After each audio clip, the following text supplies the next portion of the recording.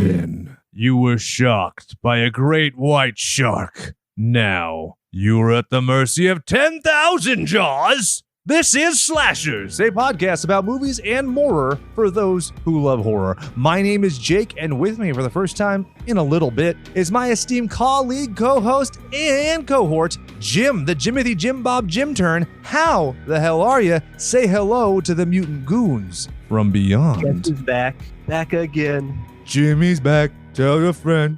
What's up, fuck boys? Dude, I'm going to download an MP3 from a Russian website of that DJ horn sound effect just to put in this episode for you. And here you go. So, Jim, it's a pleasure to have you on. This is technically the second episode that you've been on after the Corona hiatus because we do a weekly Patreon bonus episode if you're at the correct tier. No big deal. Have to plug it. Sorry, got to pay the bills. But Jim, what have you been doing in the interim, my good friend? I have been taking the worst type of class you ever want to take online, chemistry. Yeah. I've been gardening. Yes. And I've been playing with my 2-year-old son a lot, which has been awesome. That makes me super happy. I love that. Like, one of the things that's probably the coolest about being in this horror community and kind of building the following that we have, you know, we have followers who have kids, we have followers who don't have kids, and it's so nice to just have people be like, that's awesome. A very generally positive attitude, because when I was in like the hardcore music scene or like the comic scene, very often people will disparage the other side, where you'll have like the people with kids be like, you don't know what it means to be tired until you've had a kid, and then you have the other people who are like, I like having money, fuck you. So it's pretty cool. Thanks for everybody for being cool about us being dads. Yeah, there's a lot of animosity. Weird, right? Just let people live. One of my favorite things I've ever seen was this lady who like posted online with this like meh, meh face of like, you don't know what tired is and whatever. This guy was like, imagine feeling this entitled because you let someone come inside you. And I was like, holy shit. There's like, that's violence. That is literally an act of violence. If somebody said that to my wife, I'd be like, objectively what you said is true, but it's not a polite way of saying it, okay? So, Jim, this movie was your idea. Kind of took me by surprise. What are we talking about this week? Piranha, 1978. Good point, because 1972, that Piranha sucks. 1995, not good. The remake, 2010, pretty legit. The sequel to the remake is fine.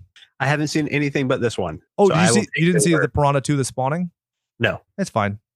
It's not good. I mean, after... I don't know. After this one, I'm not sure I'd want to watch the sequel. Yeah, I think you just skip everything and then get to the ones where they have the CG because it's kind of a fun juxtaposition.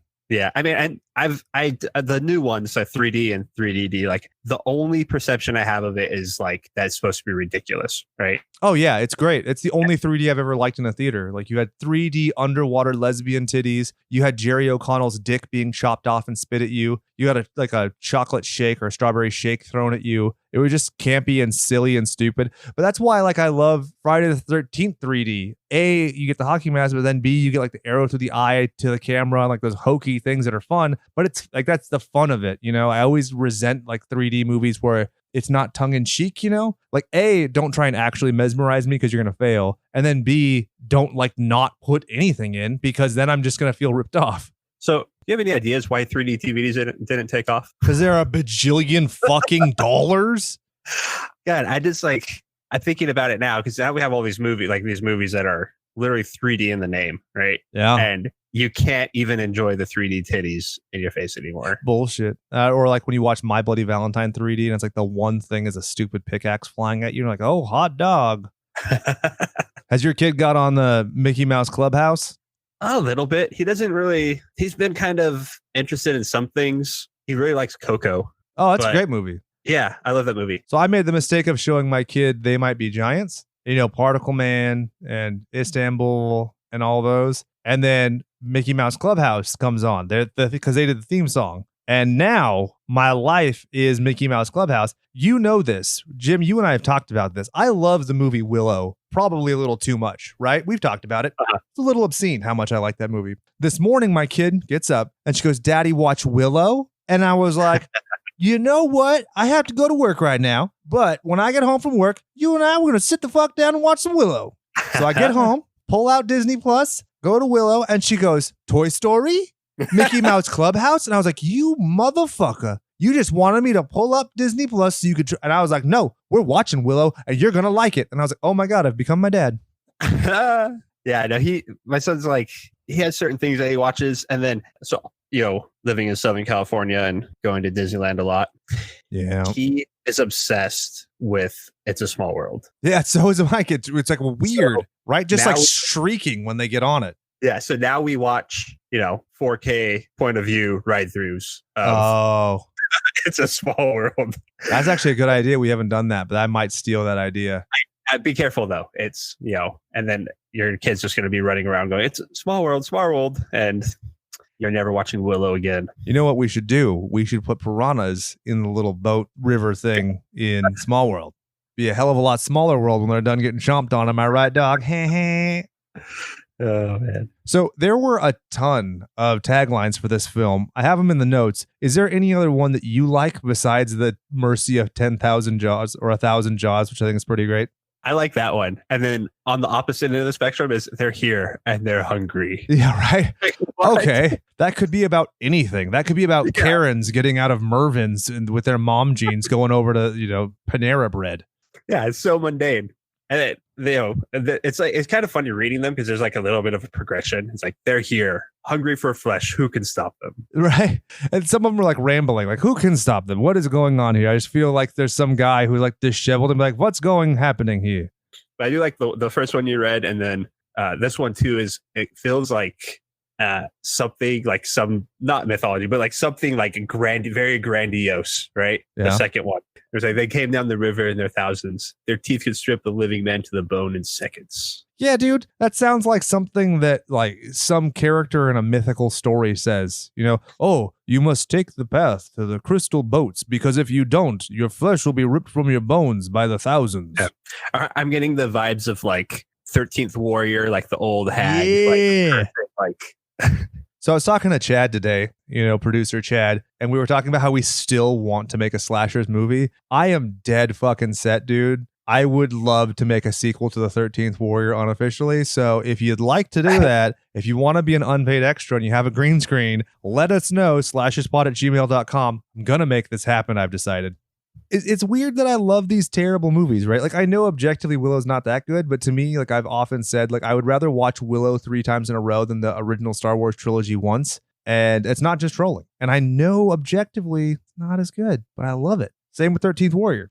Yeah, I mean, we did an episode on 13th Warrior. If you haven't watched it, please go boost those numbers because they suck. They suck hard, dude. Everybody's like, you did Michael Crichton's worst book. Fuck you. And I'm like, whoa. But speaking of Star Wars, like we've been We've been like marathoning Star Wars every single movie. Oh yeah. Can you talk about last month? And where do you stand on it? Do you love it more or less than you used to? So we watched them in chronological order. Gonna get some booze for that. But chronological being the original 3, the prequel, and the sequel 3. We watched them in universe chronological. Oh, okay, gotcha. So we started with the prequels, and then we watched Rogue One, and then we did the originals, and then we did the new saga.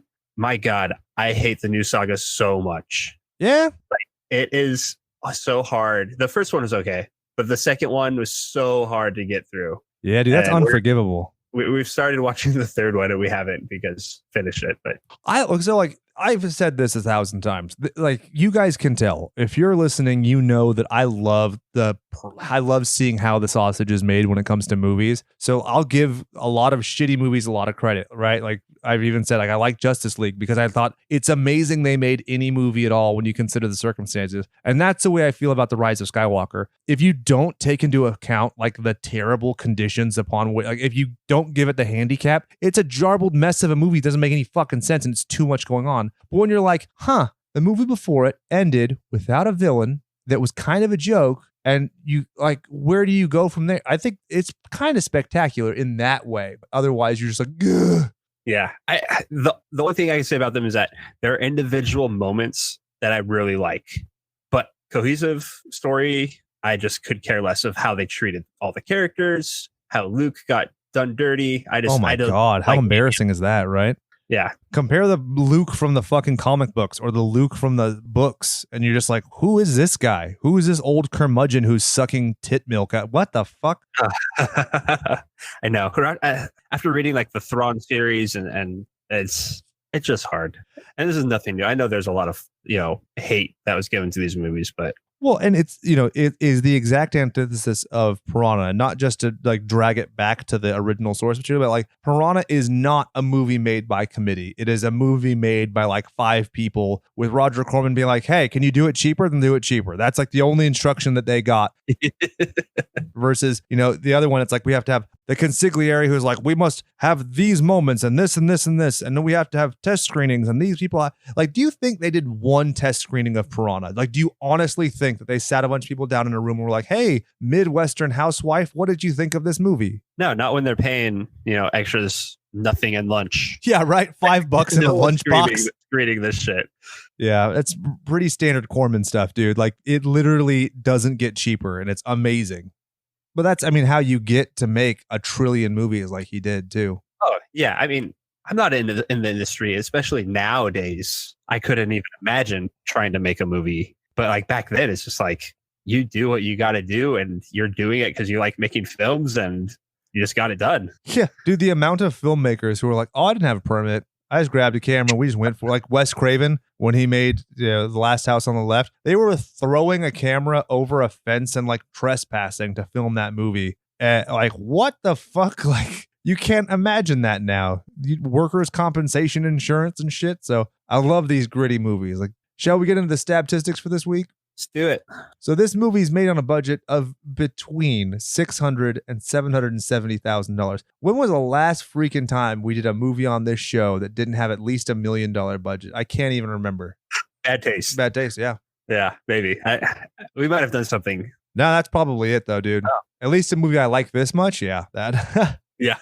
So it grossed a whopping $16 million at the box office, which when we get into the competition is going to kind of blow your mind. So it's released August 3rd, 1978. So by this point, Jaws has been out for years. And, it's to the point where Jaws 2 is coming out. Jaws 2 came out roughly 2 months before on the 16th. But let me just rap at you about the year of 1978. And this isn't even all of the movies I love from this era.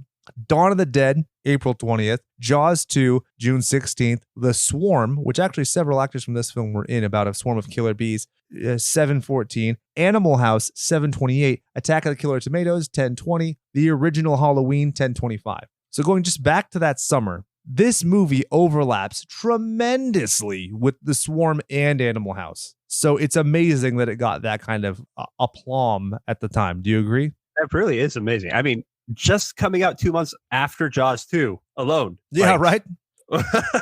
It's like, it's mini Jaws. Right. I wonder how much more money they would have made if they had, beat Jaws 2 to theaters by like a week or something. Oh, yeah. Absolutely. And then Jaws could have advertised using this. So fun that we talk about Jaws. So originally Universal Pictures almost sued New World to at least limit, to get some kind of an injunction against the direct competition of Piranha to Jaws 2. But Steven Spielberg saw Piranha and said, it's the best ripoff of Jaws we have. They have my blessing. They can keep going. I love that. It's so amazing. And it's earnest because he ends up working with Joe Dante years later. It's crazy. You had Gremlins, you had Twilight Zone, the movie, and it's awesome. And it's cool because this one silly little movie, this one Roger Corman bit, ends up becoming a career launching off point for some and like a stable workforce. When we get into the nicknames for this episode, dude, it's hilarious how many times these guys go back to working with Joe Dante because they worked with him on this film.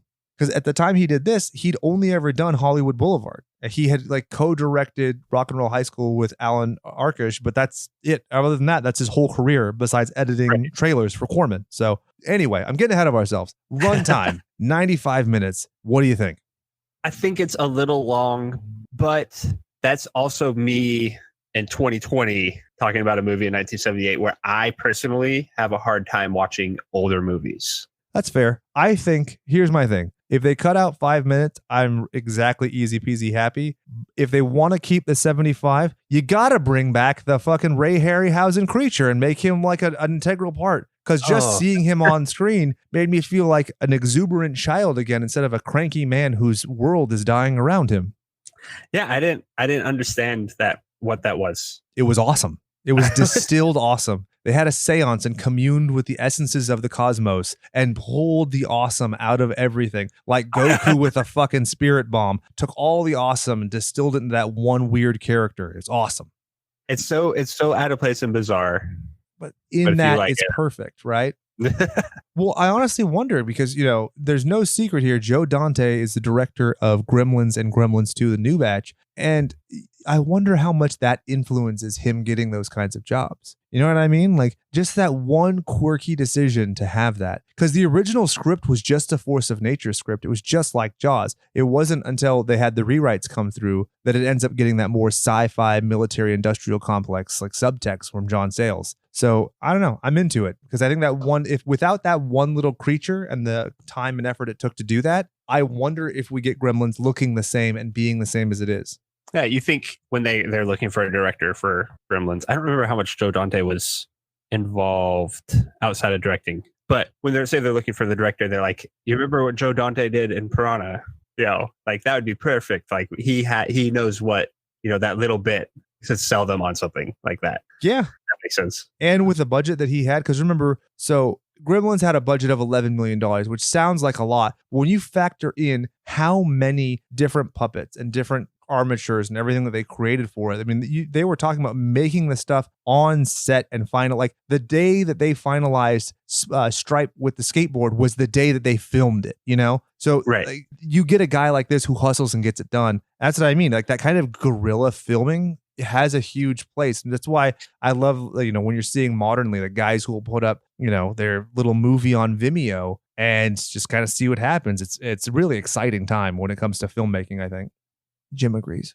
Yeah, sorry. I had to check my phone for something. So we already talked about it. Directed by Joe Dante. He had been a trailer editor for Corman and basically got offered, you could do Rock and Roll High School. You want to do this. So his buddy wanted to do Rock and Roll High School. So he only did second unit directing for that. And then he said, and that I got the quote fish movie, end quote, which is pretty great because then Dante, would later on go on to say that it was quote sort of a spoof of Jaws, though it plays pretty straight. So he knew like this is silly. I get it, but it's a foot in the door and it's good for what it is. It obviously stands out from its contemporaries. Obviously, you could say it's a ripoff, but it does enough to like. Would you not take that if you were an up and coming director? No, like absolutely, I'd have to take it. Every single person would, right? How pretentious would you to be like, no, we're doing a Jaws ripoff. I'm not going to do it. Seriously. And so many people would like to look down their nose and be like, oh, I can't believe I scoff at this. And then it's like, you realize this guy's having to pay off like his student loans. He's got to put food in his belly. Like, yeah, if it pays, that's the kind of job he wants.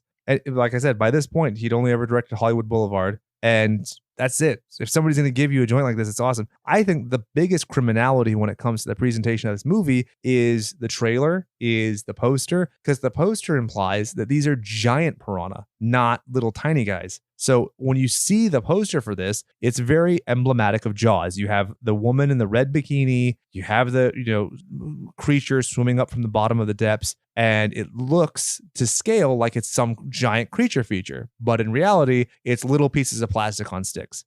Right. That you really never even see, hardly ever see. Hardly, yeah. It's more just that buzzing sound, right? Yeah, which was, did you read how they got that? It's like dental drills. Oh, God. It fits. Which almost gives it, it makes it a little bit more terrifying. Yeah, and so Dante goes on to direct The Howling, Twilight's or segments of the Twilight Zone movie. It's a Good Life segment. Gremlins, Explorers, Inner Space, The Burbs, Gremlins 2, Small Soldiers. He did a bit on Nightmare Cinema, but I didn't go into this in detail on our Gremlins episode, Jim, and I apologize. I owe the fans a sincere apology. Did you know he was an executive producer in the 1996 Billy Zane classic, The Phantom? No. I unironically love that movie. It's amazing. If you don't like that movie, lose my number, eat 10 dicks and die. Oh, man. Billy Zane. So one of my favorite book series got picked up by Amazon Prime. Okay. Right. So it's Wheel of Time by Robert Jordan. Yeah. Right. Huge. Lots of people know about it. But prior to it being picked up, Billy Zane, I don't know if he was working with some company. I don't know. They wanted to put out like a little short couple minute, not a pilot, somewhat of a pilot, something to like show. I have no idea how this even came about, but he made this thing and is the worst goddamn thing I've ever seen made for this show. Like they tried to put it out to say like, hey, like we could make this or something. Like a proof of concept. Yeah. And it's like the most melodramatic, ridiculous thing I've ever seen. And I can't even. But how awesome is Billy Zane in it? Because he's awesome. Terribly awesome. Terrible. So in Zoolander, you know how it's supposed to be kind of like an in joke where it's like, you should listen to your friend Billy Zane. He's a cool guy. I'm like, yes, you absolutely should, because he's super cool. Like, I really think he's super cool.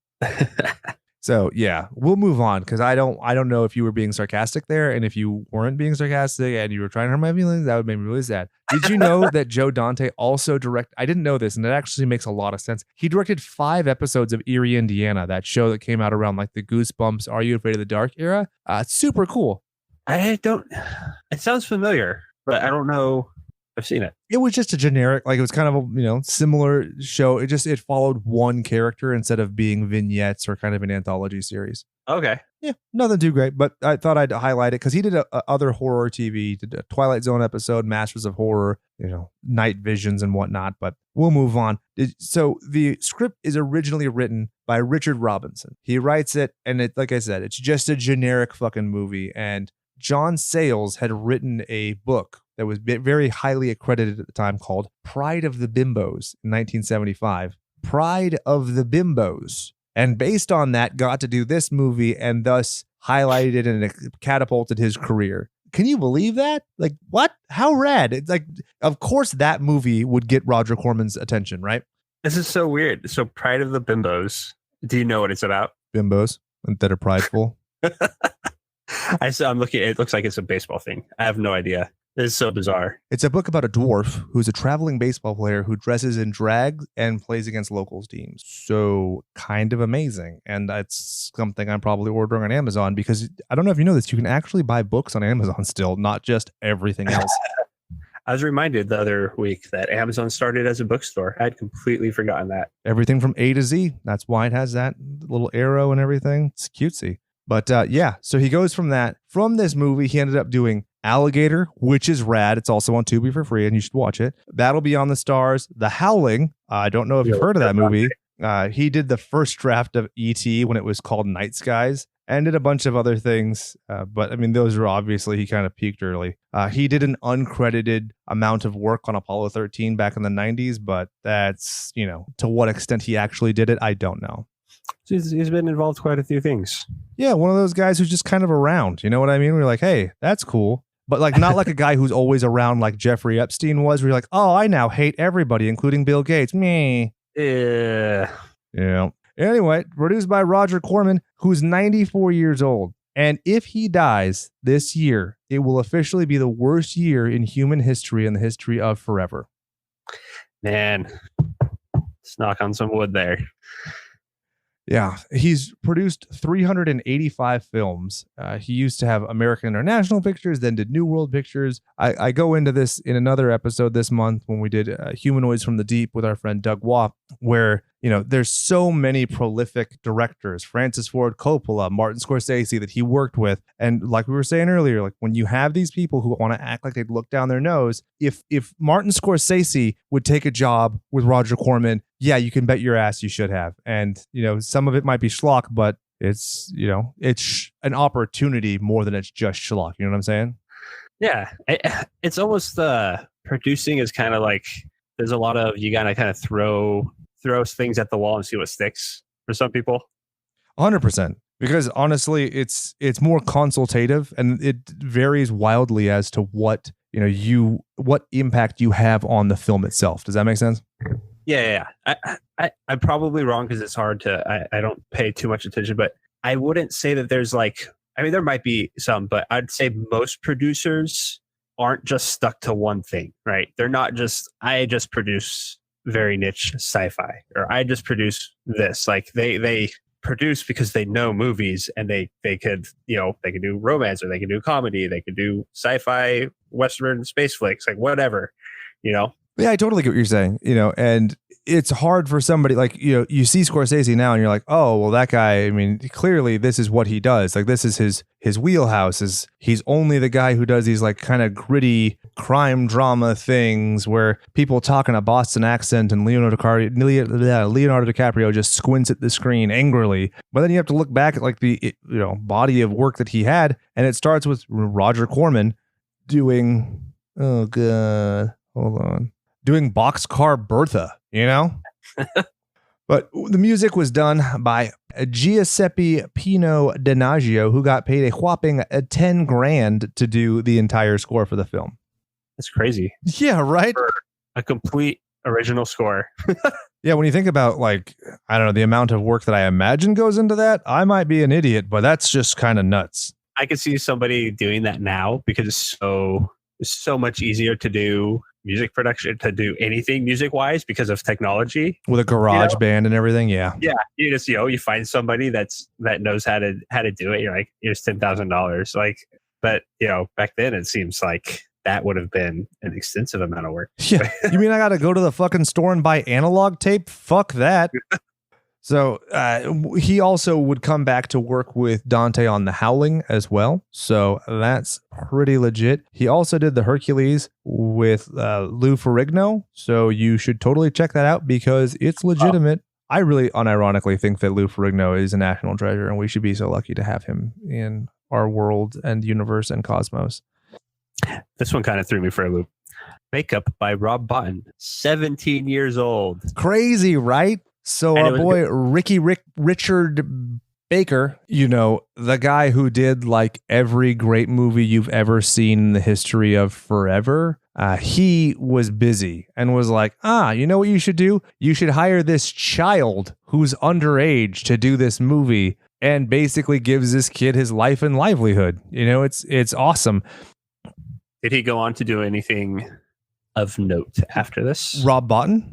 Yes. Oh, dude. So Rob Bottin's career is fucking legitimate. So at this point, he'd already done a little bit of work on King Kong, right? He does The Fog, Humanoids from the Deep, another Roger Corman flick that we already did an episode on, The Howling, The Thing, Explorers, The Witches of Eastwick, which if you've seen the makeup there is amazing, RoboCop, which is so gnarly, Total Recall, where they have the prosthetic head, and 3 titties. Basic Instinct, where you get to see Sharon Stone's vagina. 7, he's the dude who makes like the Glutton and the all of those crazy, the sloth guy and everything. Mimic, he did Deep Rising. I'm sorry, you can't get around it. And he also did, a lot of people don't give credit to Bottin for this, but he did Fear and Loathing in Las Vegas, which has some really interesting effects when you look at some of the hallucinogenic scenes and stuff, specifically like the Lizard Lounge and whatnot. So he has an incredible, impeccable career, and it's all because Rick Baker was too fucking busy. Yeah, at that point, he was working on stuff like Star Wars. So he's worked with John Carpenter, Paul Verhoeven, David Fincher. Right? And he started as a child on a movie where he put rubber fish on a stick and poked people with them. So shall we whip into the nicknames? Nicknames. So we have Bradford Dillman as Paul Grogan. Can we call him anything but the Brawny Man? Yes. You might remember he was in The Swarm, which came out the same year. He was in Mephisto's Waltz, which is notable because the Misfits had a B-side track called that. He was in Escape from Planet of the Apes. And what I thought was really interesting about this guy's career, he was in not one, but 2 films called Mastermind in 1969 and 1976, respectively. No way. Weird, right? That is weird. So moving on to Heather Menzies as Maggie McKeon. I have to call her. I don't mean to pull rank on you, Jim. I am making a declarative statement. Her name is Stunt Tits because there was a waitress who was working at the Holiday Inn where the cast and crew was stationed during this, who was also an actress who they got to stand in for her titties because the lady was concerned that her husband would be pissed. That's hilarious. Yep. Oh, that's my favorite bit of trivia for sure. That is. She was in the 1979 Captain America movie, so you should totally check that out, because as a guy whose favorite superhero is Captain America, I'm a completionist and I will read and see anything with that character. So, yeah. Next, we had Kevin McCarthy as Dr. Robert Hoke. Really, he's just like the cranky old guy. He reminds me of like 10,000 other people. You know who he really reminds me of is Christopher Titus's dad on Titus. Do you remember that show? I do remember that show. Remember his cranky dad? Kind of. Let me see. I'm going to look it up. Stacy Keach, if you're going to look it up that way. You know, I was trying to think of who he looked like the entire time. And I went through his movies that he's been in. And I'm thinking, like, do I remember him from Invasion of the Body Snatchers? Probably, but maybe. I don't know. But this guy makes so much more sense. Stacy Keach? Yeah. Yeah. We could call him Stacy Keach, or we could reference the, because McCarthy had a great career in his own right. He was in the original Invasion of the Body Snatchers. He was in the remake from '78. He was in the Misfits, which any fan of the band The Misfits will know was Marilyn Monroe's last movie, which is actually where the band got their namesake. Then later, because he befriended our good friend Joe Dante, does the Howling, Twilight Zone, Inner Space. But he does Golden Girls, UHF, Ghoulies 3, Ghoulies Go to College, and the Addams Family Reunion made for TV movie as Grandpa Addams. So this guy's career is sacrosanct. That's great. He has so much stuff. Can we call him like Dr. McCranky? Does that sound good to you? Yeah. So then we go to Keenan Wynn as Jack. Really, I only mentioned him because he was in The Devil's Reign, also referenced by the Misfits, Orca, which we just an episode on, and Laser Blast. And anybody who's ever followed Red Letter Media would know Laser Blast is just an amazing feat to behold. Oh, this is the old guy that got his feet bit off. Yeah, it's so sad. His puppy's sad. What do you want to call him? Like Footless Joe Jackson? There you go. Then we have Dr. Mengers, played by Barbara Steele. So she's just like the treacherous woman, and I don't really like that character type, so I don't know. I guess we could call her setting back women's rights by 10 years. Huh? No? Yeah. Did you have anything better?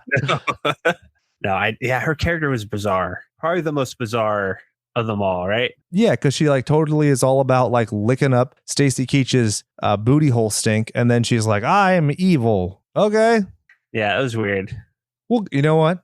We'll call her Dr. Evil, and then every time we say it, we'll put our pinky in our mouth. Ooh, there you go. That's why we should start doing the video podcast again, so people will see us putting our pinkies in our mouths. You got the goddamn legend Dick Miller in this movie as Buck Gardner. Let me just rap at you a couple things he was in. Little Shop of Horrors, Death Race 2000, The Howling, Gremlins, Terminator, Night of the Creeps, Inner Space, Gremlins 2, Small Soldiers, and I did not know this until doing research for this episode. He was in Batman, Mask of the Phantasm, and the animated series. Legitimately the coolest. It's a shame that he has passed. Rip hard, dude. So I don't know what you even call this guy. Do you have any ideas? Dixon everything. Yeah, honestly, that's better than mine. I was going to call him Marie Futterman just because I love Gremlins so much, but I think Dixon everything is a pretty good idea. So moving on, you had Belinda Blasky as Betsy, the little kid, The Howling, Gremlins, Terminator, Inner Space, Gremlins 2, Small Soldiers. And when you have Paul Bartel as Mr. Dumont, also Gremlins 2, when you have a lot of these characters just kind of came back. Really, the characters are negligible because the plot is just kind of a force of nature, like the type of horror movie this is. So yeah, aside from the author... Who's Betsy? Which one is Betsy? Betsy's his kid. I'm blonde and I don't like swimming. I thought Susie was the kid. Is that? Yep. You are right. We're going to have to edit that out. She might be one of the counselors. She is. She's the hot one. The one that was nice to the kid. Well, there's two girls. She's the brunette one. Yeah, she fine. She's the one who looks like Courtney Cox. Oh, okay. At least she did at the time. She dies. Yeah, she's the last one. All right. Yeah. Take that, Betsy. You've had it too good for too long. But yeah, the only other note I would have as far as the cast and crew would just be that John Sayles, the author, the scribe, the screenplay artiste, was one of the Sentries. He did a cameo, but nothing overly major. Dante was one of the divers too. Oh, yeah, it's a good point. Good job. He's diver number 2, but I don't know which one is considered number 2. Probably the one made out of poop. It was hard to tell which. I don't know. He was made out of poop, though. He might float. That'd be bad. Thank you. I appreciate that pity laugh, Jim. It goes a long way. Ha ha. I'm going to share that sweet, sweet Patreon money with you just for making that laugh, dude. Is it time to get into the goddamn slay-by-play of this movie? Let's do it. So you're going to take us through just like ye olden times. All right. So the movie opens on like a foggy night, and there's some backpackers hiking through the night, and they come across a restricted area sign, and like dumbasses, they go inside. Yeah, honestly, it's one of those things where it's so hokey, and especially it's so similar to Jaws that it's like you really could have done something else. But there's titties and bush, so I can't be overly mad at it. Yeah, I mean, it started off great. I like how the chick, they think this is like a pool, right? Yeah, right. And it's very obviously something industrial to begin with. Yeah, she's lucky she doesn't come out of this looking like the fucking Joker. I mean, sure, she comes out looking like a skeleton, but still. I mean, she doesn't come out at all, but Yeah. Yeah, she did. He thinks that she bit him, and then he starts to die, and then she starts to die, which kind of has to happen because, I remember when I first saw this, I was like, oh, there has to be somebody who lives to herald the coming of the apocalypse. And then you're like, oh, nope, that's not where this movie is going because there's a certain degree of espionage or something. So yeah. It's really interesting. Do you like this intro? All things considered? It would be okay, but I don't like how they handled the two main characters meeting after the fact, which kind of ruins it for me. Yeah, she's kind of like, I'm Lois Lane, and he's kind of like, I'm that period of Superman where he hates everything. And the Henry Cavill one where he has a beard, that's basically kind of the start of this, where he's like, I'm cranky boy. Yeah, when they met, it was just like, she shows up and kind of just bosses him into it, and there was literally no reason for this guy to help her, right? Yeah. Except for the fact that she has boobs. Yeah, which they alluded to.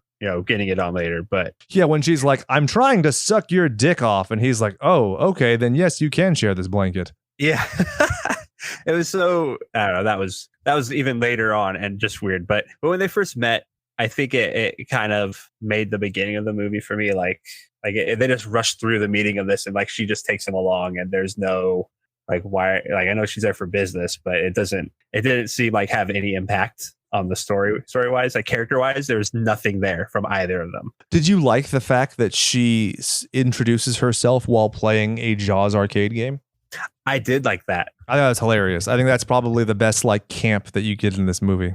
Yeah, I like that, the kind of vagueness of her sending her and learning that she was she's some sort of investigator, person finder, was okay. It was just the meeting of Maggie and Doug. Brawny and stunt tits, thank you very much.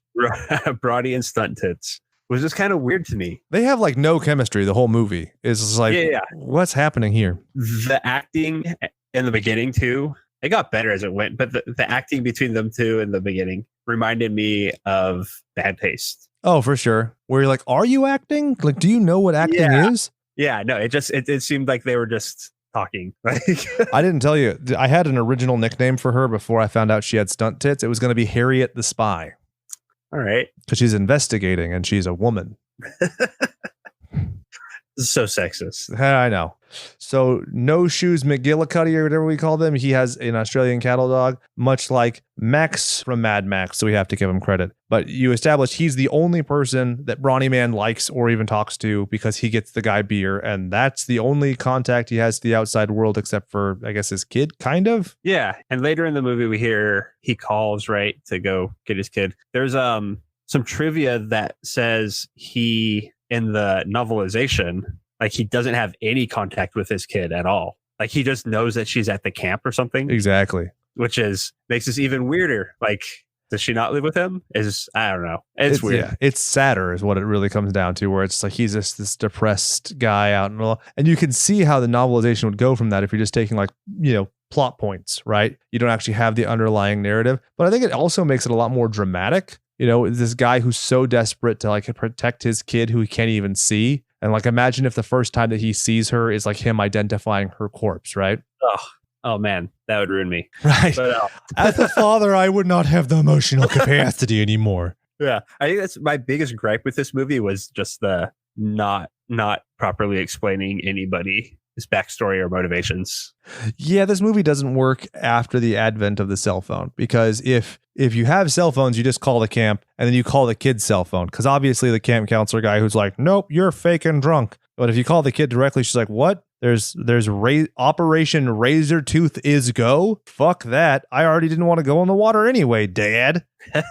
But yeah, she, Stunt Tits shows up and takes this guy, pulls him into her Jeep. She really just bullies him around. It's kind of great. Yeah. And the one little thing that we do get from him is he asks if his ex-wife sent her. Yeah. Which is pretty fun. Probably. Yeah, so maybe we should have called him Alimony, right? Oh. Hey-o. That's dark. So he is like, they're just talking about, hey, where could the kids have gone? They probably were backpackers or whatever. And he's like, oh, there's the old army testing site that's been closed for 5 years specifically. And she's like, you're taking me now. And so he takes her now, and it's pretty effective. Yeah, I like how in this movie, he kind of just like knows where things are and how to do things. Yeah, he drinks and he knows things. Hey, I made a Game of Thrones reference. Look at me. So when they get the facility, they're like going through everything. They find that it's still very active in terms of something going on. They don't know what it is. This is where you get the great creature that's a complete throwaway, which I almost kind of appreciate that it's so fleeting because it just catches your attention so much. And then this is where the wannabe Stacy Keach is like, nah, don't drain it. I'll attack you. And gets his ass whooped. They going back to the creature though, there's a lot of cool like specimens and jars and stuff. Yeah, that was probably one of the neatest things about this movie. Was the design of it, and there was pretty neat. The little, I don't even know the little thing standing up in the aquarium, looking at them. The sock puppet thing. Yeah. All that stuff looked really cool. And then they find warm coffee, and they're like, oh, let's just continue to look around, like very cavalier. Yeah, right. So the guy attacks them to stop them from draining the pool, and they knock him out and drain the pool anyways. Take that, old man. Yeah, so as they go and they find the skeleton, they're like, it could be a dog. And old guy steals their Jeep and crashes it. And gets a boo-boo on his nog. And then basically they're like, oh, well, I guess we fucked everything up. And so we better take this crazy old man to like safety. And so they get on a boat that he made with his kid for a Huckleberry Finn project, if I'm not mistaken. Is that what happens? Something like that. But it was pretty well made. Yeah, little wrap. It's sturdy. They take him down the river. And then there's a scene with a father and a son in a canoe. Ooh. That father gets eaten. That was hard to watch. Yeah, dude. Like, I'm just trying to impart the wisdom and love on my son that my dad didn't give me. Oh my God, this is what you're eating me. It's almost like that's like that one clip should be a PETA commercial. I'd be like, if you eat fish, how would you like it if the fish ate you? Fuck boy. Joaquin Phoenix could do it because he's all about that now.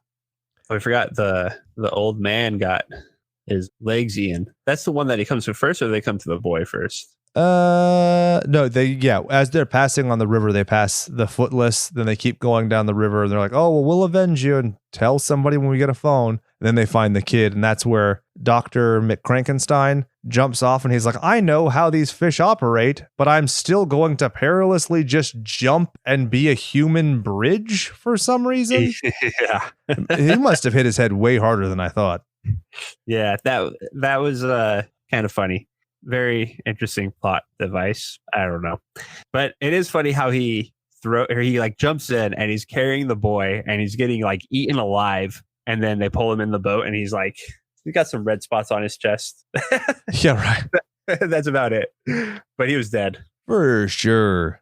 And then from there, this is where you keep having like the daughter montages where I was like, oh, I don't like swimming. Oh, I'm gonna play darts with the main counselor's face, and it gets kind of tedious, but it's that plucky kind of bad news bears cuteness that was needed to happen to kind of like have a difference in tone.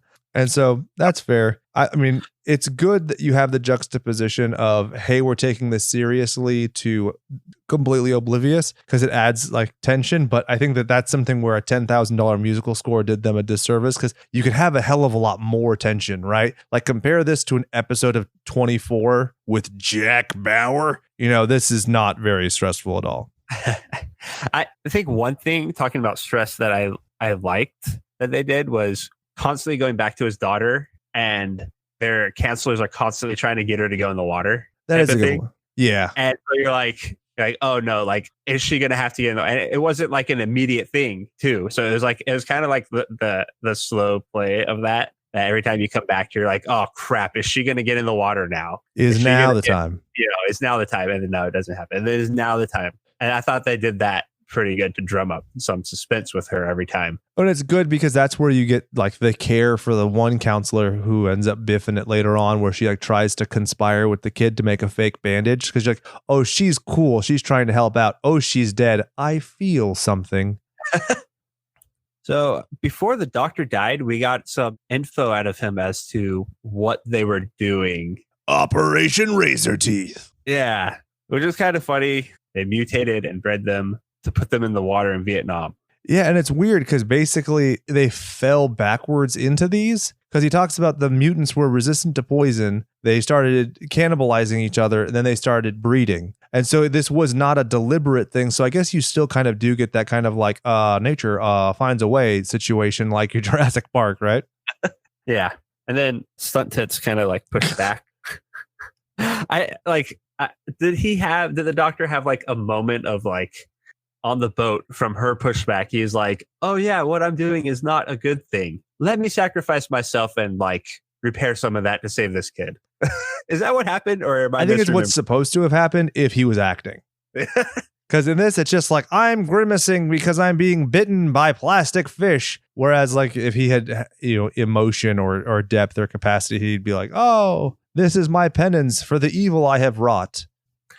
But then from the kid situation where you don't get a kid killed, or you get kind of kid dying blue balls, then it cuts to kids in an inner tube where they do get bitten. That makes me happy. Makes you happy. That was hard to watch. It was hilarious.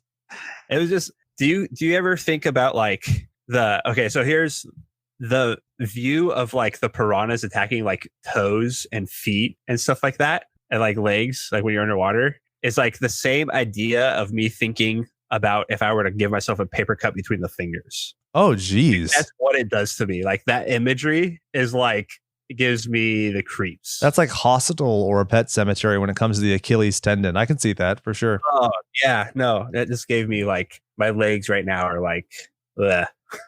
So one thing, do you like this where it goes back to the raft and there's Dr. Guy and he's bleeding out and his hand is like slowly trailing in the water, and then the fish don't attack the people, they start to attack the boat so the people fall into the water, kind of like that clever girl thing. I actually really enjoy that every time. Yeah, I thought, I didn't get the sense that it was like clever girl. I thought it was like they're just going after the blood. Like they think the blood is coming from the raft, and so they're attacking it and they're getting the binding and stuff like that. Gotcha. That's fair. Either way, it's a way to progress there. Otherwise, they're just going to float all the way down, right? Yeah, and not really be in danger. Exactly. You need some peril. People. Yeah, and then the dad decides to jump off and he runs to the dam because he's basically like, don't let the water out. And there's a very informative sign that indicates that when the horn is signaling, the water is being released. I was like, thank you. That's exposition I needed without somebody being like, because I could only imagine if he was like running in pace and like, I better get there before the horn sirens, because if it does, that means they're letting out the water. And so I like that they didn't insult my intelligence. Well, this kind of goes back to him knowing where everything is, right? Yeah. Like, oh, I know the dam. It lets out every time, like whenever. And he knows exactly where to run to stop the person from my lowering. Brawny chest hairs are pointing me in the direction of the dam. My brawny senses are tingling. Yeah, in plaid. So as they get there, they're at the dam. This is where the army pulls up and we're like, we've got it under control. And it just reminds me of Monster Squad at the end where the army shows up, because I have to mention Monster Squad in every movie because I'm a child. And they start throwing the bait in the water, and then they start seeing, oh, geez, they're eating stuff. So they just start poisoning everything. And this is where like a modern movie would be like, this is an ecological nightmare. And they're like, this is a minor inconvenience. That's another thing too. As I love how they just like glossed over, and it's not even glossed over. They just completely left out like that they were able to call the army and contact the exact right people that knew about this that show up to cover it up. Yeah, and immediately too. And it's weird because they like toe the line of being completely inept and on it, you know, because like when they're being held like kind of captive, this is where Stunt Tits does the Superman and he looks and then it's titties and then they like put him in a sleeping bag. It's like weird because he's inept, but then they're inept and they're not inept because they acted quickly. It's all just kind of a cluster. But then we end up with Colonel calling Dick Miller. You find out they're in bed together, not literally, which would be so much sexier. They are business partners. Yeah, and I don't understand this part of the movie. Like, what comes of that? It basically just shows that the Colonel should have done something, but he chose not to for personal gain. And because of that, more people from the festival died, is basically what you get out of it. Okay, I mean, it's stupid, but it's a bit heavy-handed for sure, because it's like, this guy is evil, and it's like, but it also does solve a problem, like how they got there so quickly. Oh, he was already here. He had a vested interest in the area. Of course, he's going to act quickly because he has a financial interest in that area. So they're arrested, right? Yeah, and then they end up in the jail side by side, and she does her like fancy breakout routine. And she's like, "Oh, a plumber who had to find because he was drunk all the time taught me this. Did it ever work? No." Yeah, so she knocks out the guard and they steal the keys. Inflicting fucking traumatic brain injury on some old man so that they could get out. I like how they take his pants because they can't get the keys off. Yeah, adding insult to injury, right? Yeah, and then they throw it in the other cop's face as they're driving by. That's a good little revenge. And they make it to... Oh, did you like the fact that as they're driving away, there's tires screeching on a muddy road? I didn't even notice. Yeah, the sound effect, I was like, that's not what happens at all, but okay. It cuts to this is where the kids get attacked, right? The camp? Yes, exactly. And the fish bites the camp boss right in the face. Yeah. So the camp boss has been like a dick throughout, right? And he hangs up on the dad and stuff, yeah. Yeah. And there's more backstory to that about him being a drunk. Like there's apparently in the book, he like showed up at the camp and like pushed him in the water and stuff like that. Which makes sense because when they get arrested, it's not just because of what they're doing now. It's because he was also drunk in public like last week too. So he's not like this good guy. He's just kind of a vagrant piece of shit. Yeah. Which makes me wish they would have gone into more. Does he ever see his kid? Like, I have no idea. I just assumed that his kid was just at summer camp, not that he was some way estranged or never saw her. You know, I think, yeah, like I said about the novelization, I think it adds way more drama and tension if he's sitting there and like he's so desperate to save her because he's done everything else wrong. Like the one thing he can do is save her. Yeah. I mean, either way, it's still a dad trying to get to their kid and what he knows is going to be a shit show of a situation. Like, 100%. And so, we can kind of get past a little bit of it because basically it comes down to the scuba divers get eaten, water skiers get eaten. This is kind of your montage, which is fun. You just kind of wish there was more of this stuff. But overall, in terms of narrative, it goes by pretty quick. But then you get the smelting plant where he used to work. That's where they realize they're going to just make the water toxic and kill them that way. And so he goes and they have like this whole plan where he's going to go underwater and he has to turn this, switch and he starts getting eaten alive and she ends up driving away. It's a little contrived, but do you like that part? I did like it. I didn't like how he got there because he knows where everything is. Yeah, right. But I like the overall like idea of it. I thought it could have been shot better in the sense of like, oh, this is where they're bottlenecking the things to kill them. And then the ridiculous idea of her gunning it while he's attached to a rope inside an underwater building. Yeah, when he's like ripping out of it, it's pretty great.